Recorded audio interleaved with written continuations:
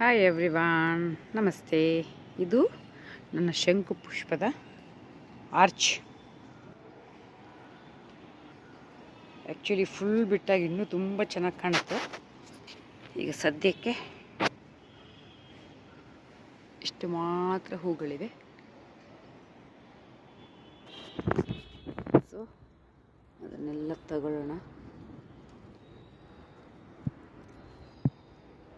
ಪ್ರತಿನಿತ್ಯದ ದೇವರ ಪೂಜೆಗೆ ಬೇಕಾದಷ್ಟು ಹೂಗಳು ನಮ್ಮ ಮನೆಯಲ್ಲೇ ಸಿಗುತ್ತೆ.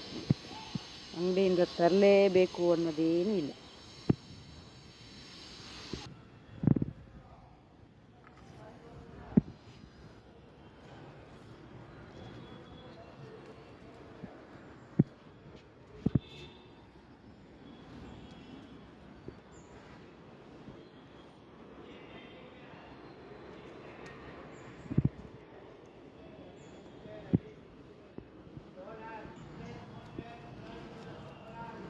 ಸಾಧ್ಯ ಆದ ಕಡೆ ಎಲ್ಲ ಗಿಡಗಳನ್ನ ಇಟ್ಬಿಟ್ಟಿದ್ದೀನಿ.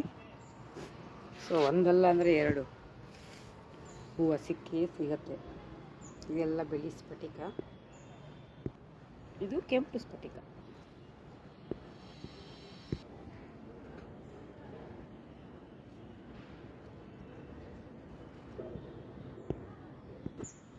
ಸೊ ಇದು ಈಗ ಪಾರಿಜಾತ ಟೈಮ್.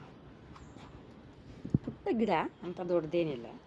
ಮೊನ್ನೆ ಅಷ್ಟೇ 14 ಇಂಚಸ್ ಪಾಟಿಗೆ ರೀಪಾಟ್ ಮಾಡಿದ್ದೀನಿ. 12 ಇಂಚಸ್ಸಲ್ಲಿತ್ತು, 14 ಇಂಚಸ್ಗೆ ರೀಪಾಟ್ ಮಾಡಿದ್ದೀನಿ.